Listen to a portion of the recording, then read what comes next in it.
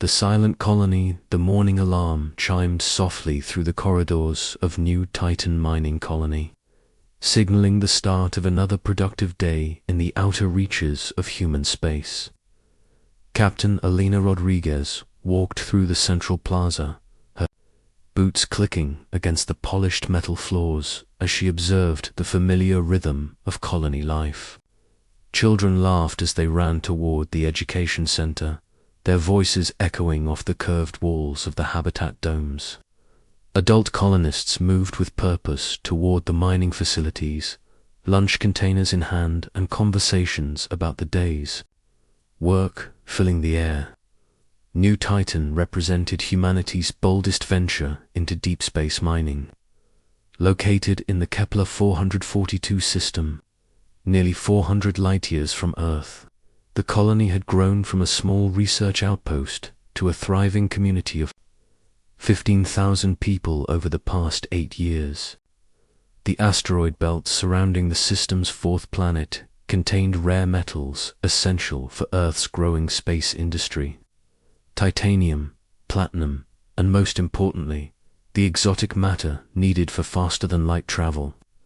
Rodriguez paused at the main observation deck, gazing out at the massive mining ships that worked tirelessly among the floating rocks. Each ship was the size of a city block, equipped with powerful extraction beams and processing facilities. The operation ran smoothly, efficiently, and most importantly, peacefully. In 8 years of operation, their biggest problems had been equipment failures and the occasional personality conflict among crew members. Dr. Sarah Kim approached Rodriguez with her daily report, tablet in hand, and a smile on her face. The colony's chief administrator had been with New Titan since its founding, watching it grow from a handful of prefabricated structures to a proper settlement with parks, schools, and even a small theater group. Rodriguez accepted the tablet and reviewed the numbers. Production was ahead of schedule for the 3rd month running. The new extraction equipment was performing better than expected, and morale among the workers remained high. More importantly, they had received confirmation that the next supply ship from Earth would arrive in 6 days, carrying fresh food, personal items from families, and most excitedly, 20 new colonists, including 3 children. The captain handed the tablet back with satisfaction. 8 years of smooth operations had created a sense of security among the colonists. They had become comfortable with their isolation, confident in their technology, and proud of their contribution to humanity's expansion into the galaxy. The universe seemed vast and empty, with humans the only intelligence they had encountered, despite decades of searching and listening. That comfortable certainty ended at exactly 14:30 colony time. Senior technician David Park was monitoring the deep space sensor array when his console suddenly filled with contact alerts. His coffee mug slipped from his fingers, shattering against the floor as he stared at the impossible readings on his screen. Dozens of massive objects were approaching New Titan at tremendous speed, their energy signatures unlike anything in the colony's databases. Park's hands shook as he activated the emergency communication system. His voice cracked with tension as he broadcast throughout the colony. Captain Rodriguez to the command center immediately. We have multiple unknown contacts approaching our position. This is not a drill. Rodriguez ran through the corridors, her mind racing through possibilities.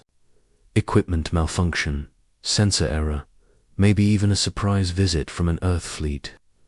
But as she burst into the command center and saw Park's pale face, she knew this was something far more serious. The main display showed 43 enormous vessels approaching New Titan in perfect formation. Each ship dwarfed the colony's largest mining vessels, their sleek black hulls reflecting no light and their design completely alien to human engineering. They moved with disturbing precision, like parts of a single massive organism rather than individual spacecraft. Rodriguez grabbed the communications console and opened a channel on all frequencies. Unknown vessels approaching new Titan colony. This is Captain Elena Rodriguez. Please identify yourselves and state your intentions. We are a peaceful mining operation with civilian populations, including children. Please respond. Static filled the command center as seconds turned into minutes. Without reply, the alien vessels continued their approach, showing no deviation in course or speed. Their formation remained perfect, their intentions completely unknown. Dr. Kim arrived in the command center, breathless from running. She took one look at the display and felt her heart sink. Elena, how long until they reach us? Rodriguez checked the calculations that Park was frantically updating. 18 minutes at current speed. She opened another channel, this time broadcasting on emergency frequencies that would reach nearby systems. This is new Titan colony declaring a system-wide emergency. Unknown hostile vessels approaching our position. Any ships in the area? Please respond. But new Titan was alone in the vast darkness. The nearest human settlement was 12 light-years away, and faster-than-light communication required relay stations that simply didn't exist in this remote sector. Whatever happened next, they would face it without help. The alien ships slowed as they reached new Titan's orbital space, spreading out in a perfect sphere around the colony. Up close, their true size became terrifyingly apparent. Each vessel stretched nearly 3 kilometers from bow to stern, bristling with structures that could only be weapons. Their hulls seemed to absorb light, making them appear as holes cut. In space itself, Rodriguez tried communication one final time, her voice steady despite the fear growing in her chest. Unknown vessels, we repeat our identification as a peaceful civilian colony. We have no military installations, no weapons, capable of threatening your ships. We request dialogue to resolve any misunderstandings. The response came in perfect, unaccented English that chilled everyone in the command center. The voice was artificial, cold, and absolutely certain. Human presence in this sector is unauthorized. Colonial installation designated for immediate termination, evacuation not permitted. Resistance is illogical. Park's fingers flew over his console as he activated the colony's emergency systems. Red lights flashed throughout New Titan as automated systems sealed blast doors and activated emergency shelters. But these shelters were designed for asteroid impacts and equipment failures, not deliberate attack by superior alien technology. Rodriguez opened the colony-wide communication system, her voice reaching every habitat dome, workshop, and family quarters. All citizens of New Titan colony, this is Captain Rodriguez. We are under attack by unknown hostile forces. Proceed immediately. To emergency shelters. Send any final messages to your families now. We will protect you for as long as possible. Throughout the colony, families embraced each other as they hurried toward designated safe areas. Parents carried children while trying to appear calm and confident. Workers abandoned their stations to be with their loved ones. In the communication centers, colonists frantically recorded messages for families on Earth, knowing these might be their final words. The alien voice spoke again, and this time a countdown began. Sterilization protocol initiating. Colony termination in 60 seconds. Rodriguez grabbed the emergency beacon transmitter, the colony's last hope of warning other human settlements. Her hands moved quickly over the controls, programming the beacon with everything they had learned about the attackers. Ship designs, weapon signatures, tactical data, anything that might help humanity defend itself against this new threat. The countdown reached 0. The first alien weapon fired with surgical precision. A beam of pure energy, blue-white and impossibly bright, struck the colony's outer mining platform. The massive structure didn't explode or burn. It simply ceased to exist, converted instantly from solid matter to expanding gas. The beam lasted only seconds, but when it faded, an entire section of New Titan had been erased from reality. More beams followed in careful sequence. The aliens weren't trying to destroy the colony quickly. They were being methodical, ensuring that nothing survived. Habitat domes vanished one by one, taking with them the schools, the medical center, the workshops where colonists had built their lives. Emergency shelters that could withstand asteroid impacts offered no protection against weapons that violated the basic laws of physics. In the command center, Rodriguez and her remaining staff watched their world disappear. The residential sections were gone, taking thousands of families with them. The power plants, the life support systems, the carefully maintained gardens where children had played just hours earlier, all reduced to glowing particles in empty space. Park was still at his station, his face illuminated by the glow of his console as he prepared the emergency beacon for launch. "Captain, the beacon is ready. All our data about these attackers. Everything we learned about their ships and weapons. Someone needs to know what happened here." Rodriguez nodded grimly as another section of the colony vanished in blue fire. "Do it, David. Send everything."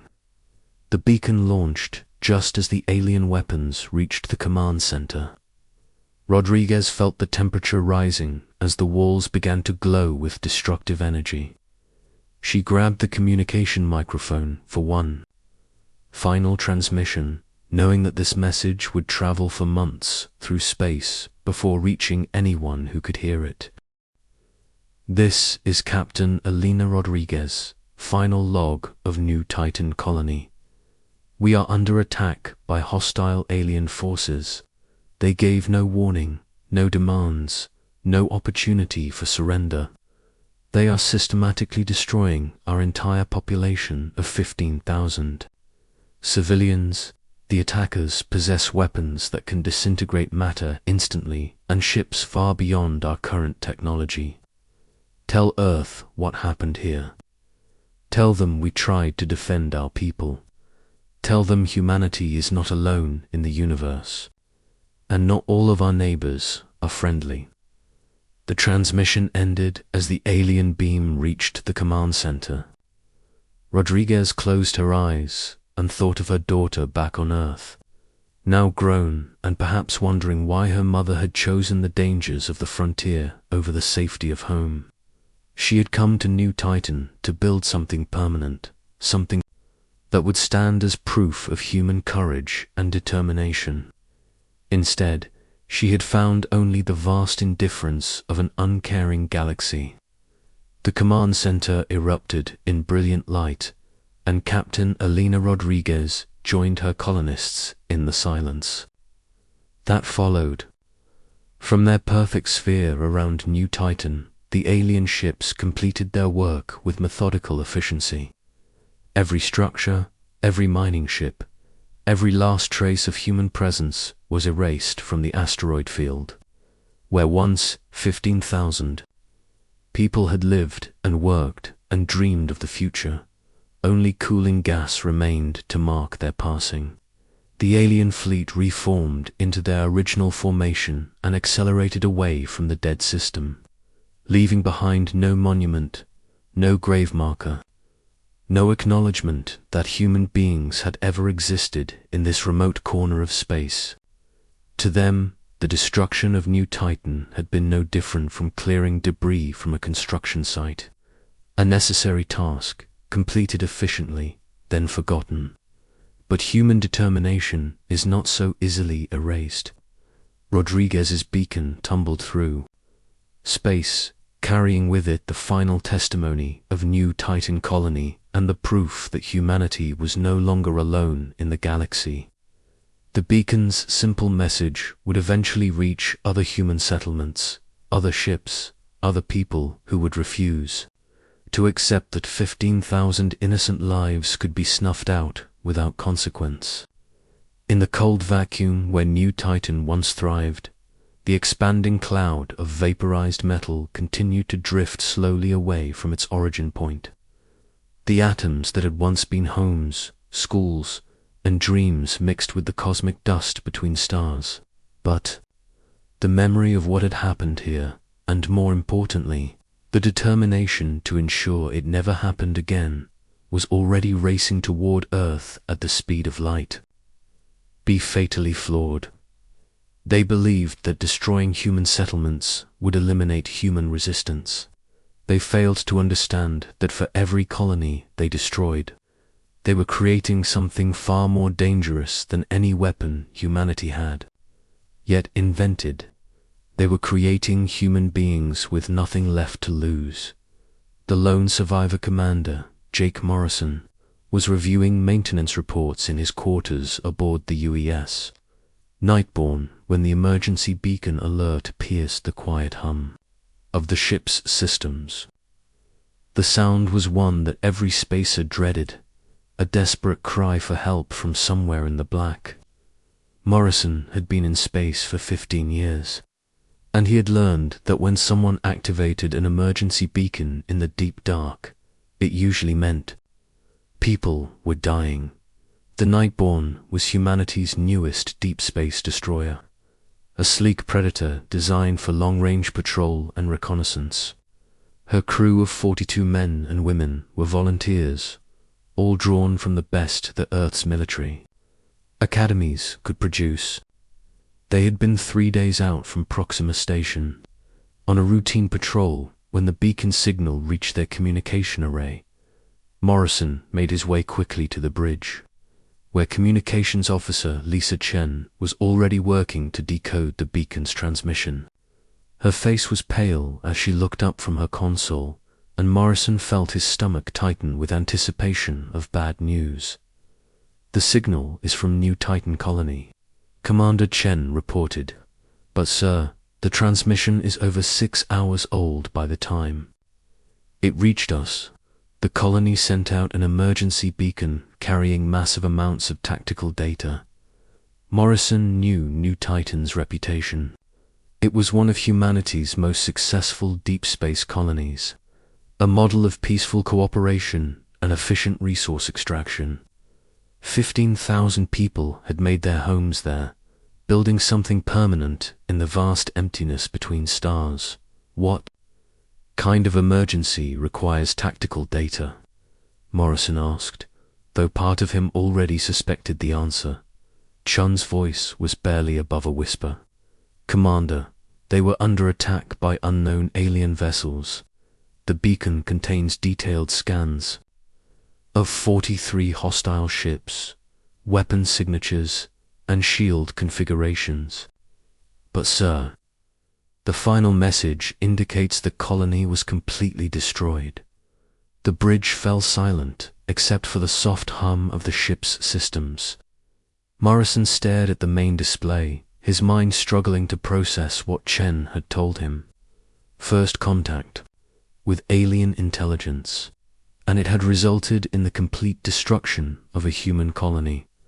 How long to reach New Titan's position? Navigator Williams checked his calculations. 18 hours at maximum burn. Commander Morrison made the decision that would change the course of human history. All hands to battle stations. Set course for New Titan, emergency speed. He paused, looking around at his crew.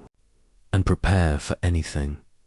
The Nightborne's quantum engines roared to life, pushing the ship far beyond normal operating parameters as it raced toward the site of humanity's first interstellar tragedy.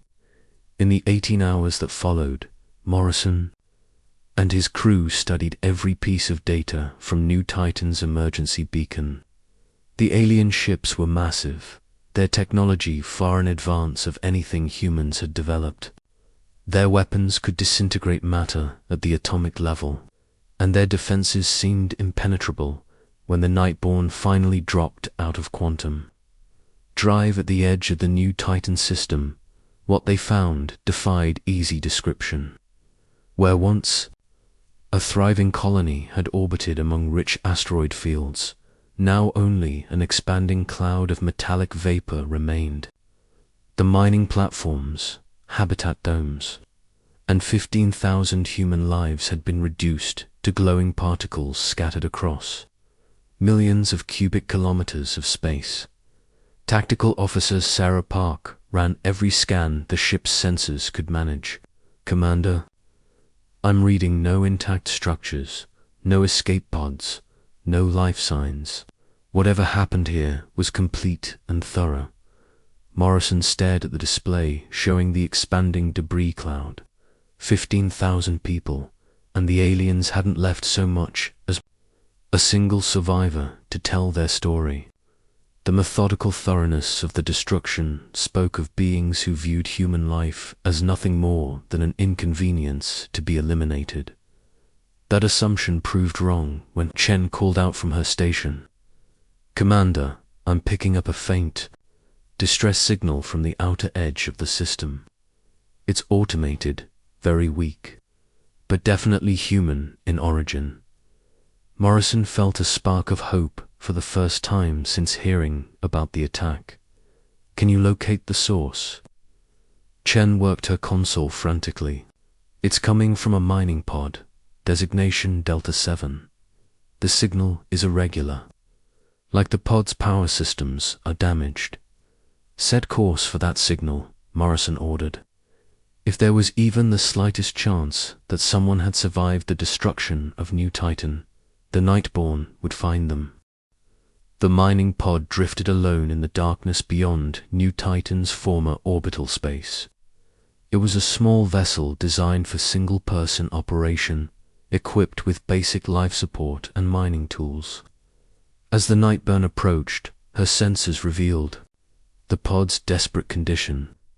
Hull breaches had been sealed with emergency patches, power was failing, and life support was operating on backup systems.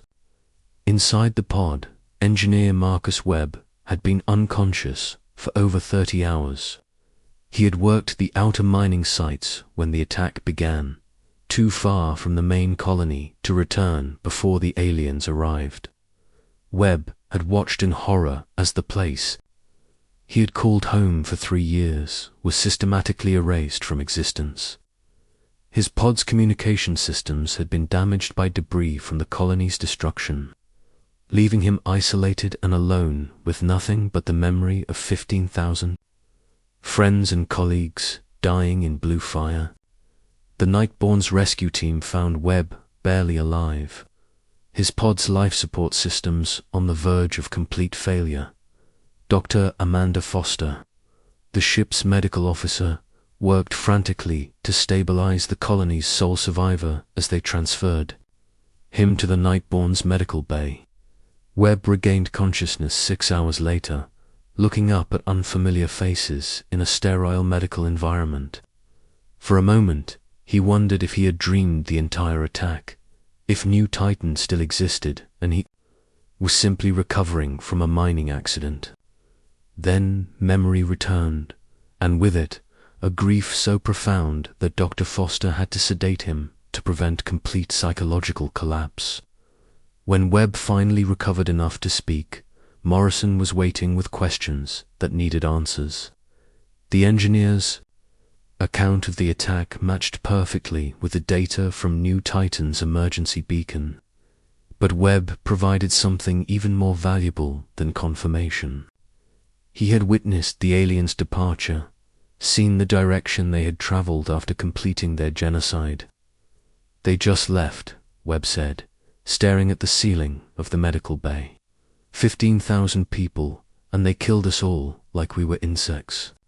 No demands, No communication except to tell us we were being terminated. They spoke perfect English, Commander. They knew exactly what they were doing. Morrison felt anger building in his chest, a cold fury that demanded action. Did you see anything else? Any weakness in their ships? Any pattern to their behavior? Webb closed his eyes, forcing himself to remember details from the most traumatic experience of his life.